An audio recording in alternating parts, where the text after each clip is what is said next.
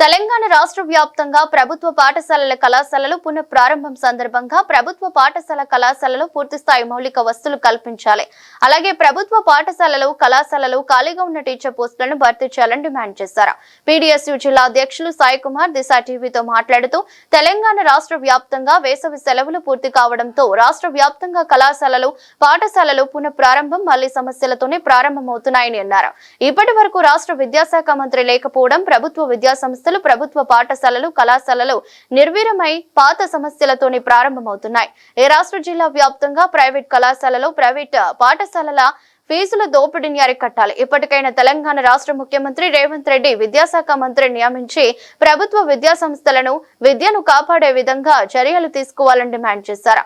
అలాగే రాష్ట్ర వ్యాప్తంగా ఫీజుల నియంత్రణ చట్టాన్ని పకడ్బందీగా అమలు చేయాలని డిమాండ్ చేశారు.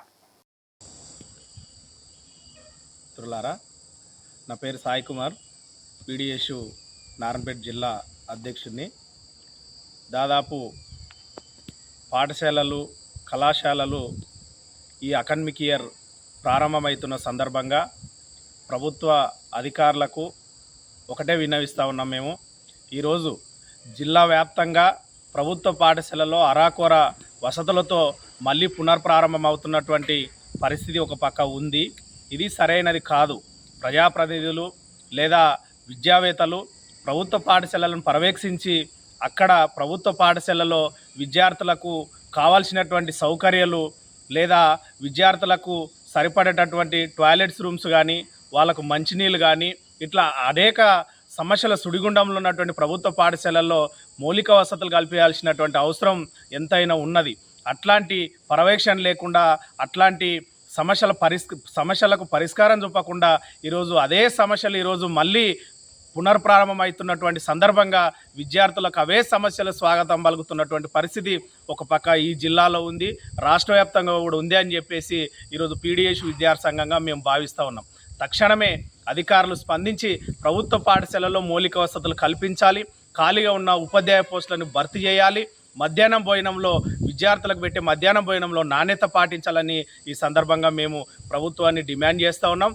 అట్లాగే ప్రైవేట్ కార్పొరేట్ విద్యా సంస్థలలో విచ్చలవిడిగా ఈరోజు ఫీజులు వసూలు చేస్తున్నటువంటి పరిస్థితి ఉంది, అడ్మిషన్ ఫీజులు పెంచుతున్నటువంటి పరిస్థితి ఉంది.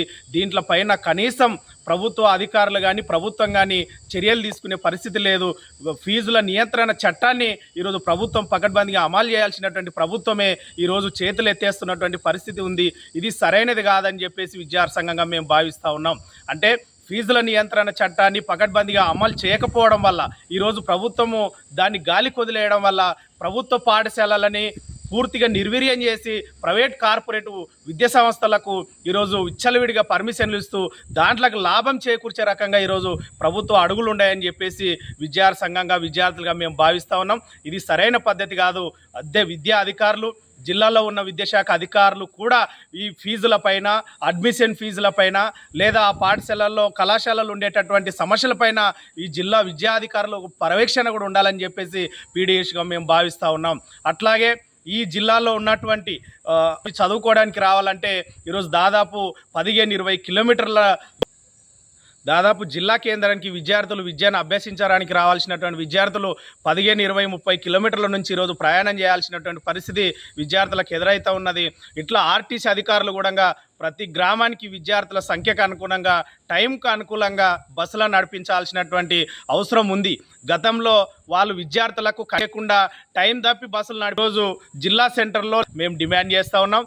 అట్లాగే రాష్ట్రంలో ఉన్నటువంటి ముఖ్యమంత్రి రేవంత్ రెడ్డి గారు కూడా విద్యారంగం పట్ల సుదీర్ఘంగా ఆయన ఆలోచన చేసి సమస్యలకు పరిష్కారం చూపాలని కూడా ఈ సందర్భంగా మేము డిమాండ్ చేస్తూ ఉన్నాం. ఇప్పటికీ విద్యాశాఖ మంత్రిని కేటాయించాలన్నటువంటి ఒక దుర్మార్గమైనటువంటి పరిస్థితిలో రాష్ట్ర ప్రభుత్వం నడుపుతున్నటువంటి రేవంత్ రెడ్డి గారు తక్షణమే విద్యాశాఖకు మంత్రిని కేటాయించాలి. ఒకవేళ లేకపోతే విద్యాశాఖనే ముఖ్యమంత్రి దగ్గర ఉంది.